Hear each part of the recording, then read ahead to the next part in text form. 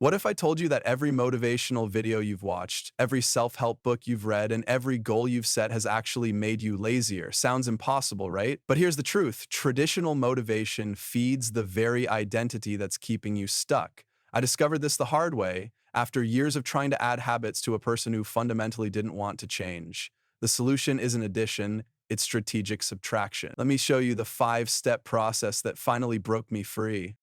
Most people think they're lazy, but what if I told you that laziness isn't a character flaw? It's actually your brain's sophisticated defense system protecting an identity you don't even realize you're clinging to. Your brain operates something called identity homeostasis, an automatic system that maintains your current self-image even when you consciously want to change.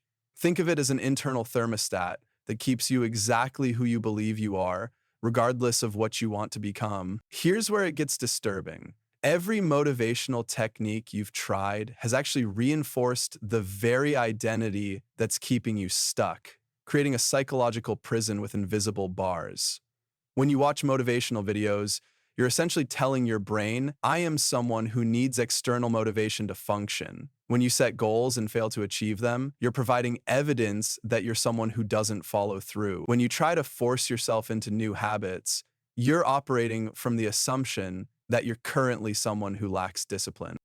The paradox runs deeper than you think. The harder you try to motivate yourself using external methods, the more your brain interprets this as evidence that you're someone who needs motivation, cementing your lazy identity. It's like trying to prove you're confident by constantly seeking validation.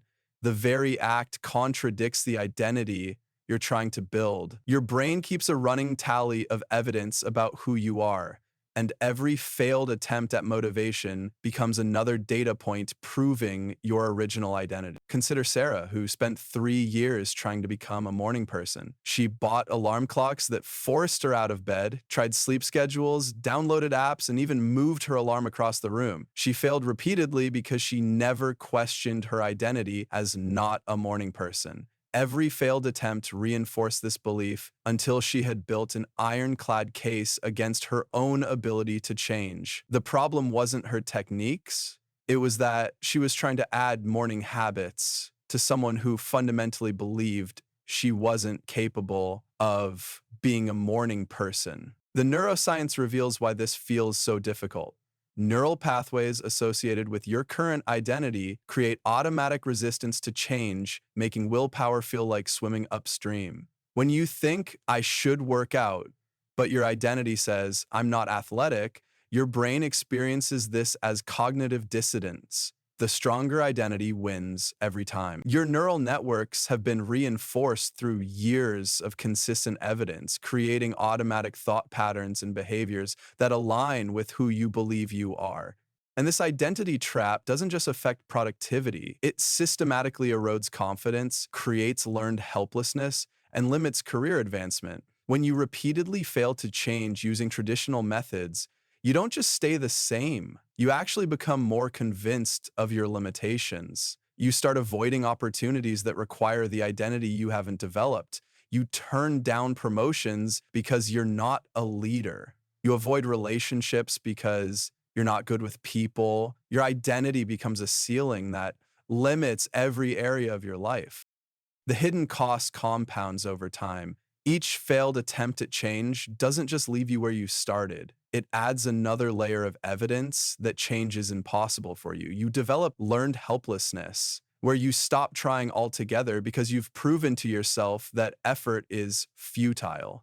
Meanwhile, opportunities pass you by because you've eliminated yourself from consideration based on an outdated identity that no longer serves your goals. The solution isn't about fighting the system, that only strengthens it. Instead, you need to strategically dismantle the identity that no longer serves you. You can't add new behaviors to an old identity and expect lasting change. The identity must shift first, and then the behaviors follow naturally. Here's the first key insight that changes everything. Motivation isn't something you find or create, it's something that naturally emerges when you remove the identity barriers blocking it. Motivated people aren't more disciplined, They simply have identities that align with their desired behaviors. When your identity shifts, motivation becomes automatic because you're no longer fighting against who you believe you are.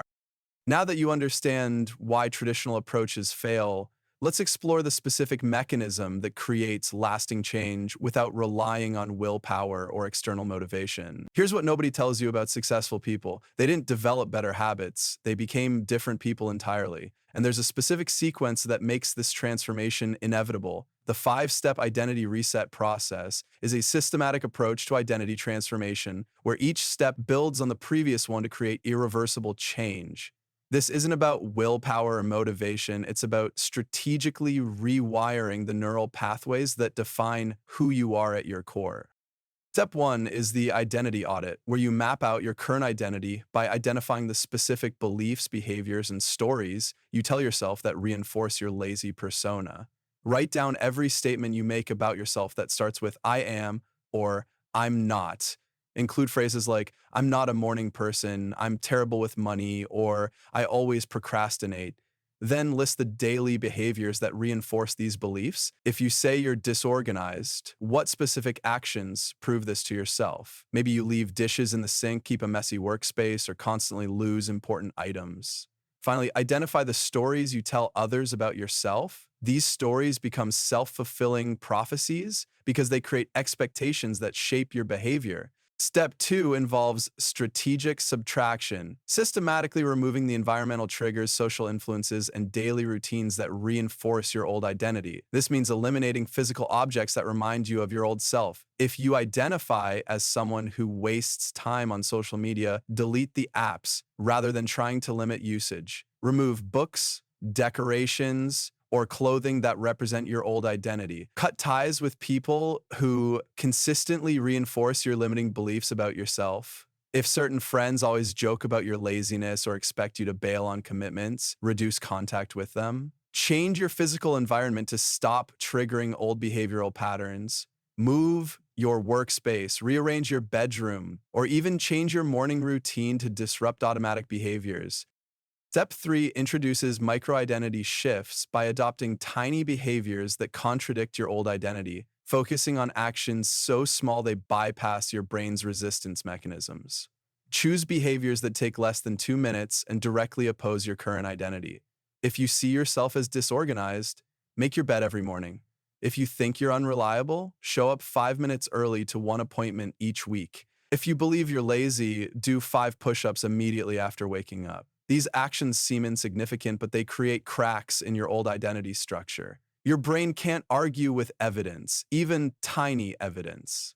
Step four focuses on evidence collection, where you actively document and celebrate these micro shifts to build a new narrative about who you're becoming, creating momentum through proof rather than hope. Keep a daily log of every action that contradicts your old identity, no matter how small.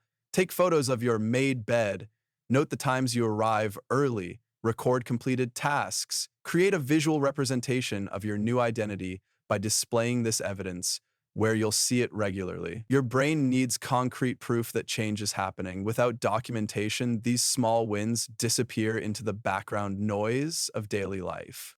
Step five establishes identity anchoring by creating new environmental cues, social connections, and daily rituals that automatically reinforce your new identity without requiring conscious effort. Design your environment to make your new behaviors inevitable. Place workout clothes next to your bed if you're becoming athletic. Join communities where your new identity is the norm. If you're becoming organized, spend time with highly organized people who will naturally influence your behavior. Create rituals that reinforce your new identity daily.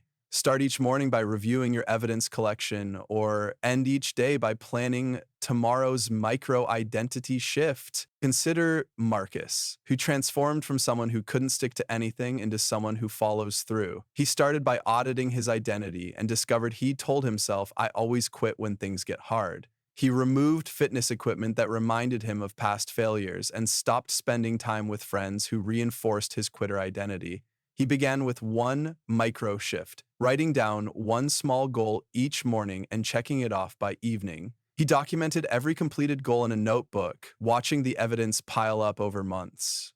Eventually, he joined a accountability group and created a morning ritual of reviewing his wins before setting new micro goals.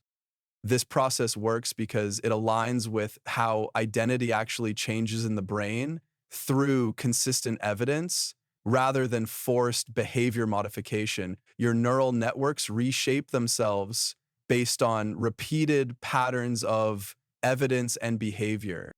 The person you think you are right now is simply the result of past evidence and repeated stories. Change the evidence, change the story, and you automatically become someone new. Your brain has been collecting data about who you are for years, but that data can be rewritten starting today. Start with step one right now by writing down 3 specific beliefs about yourself that keep you stuck.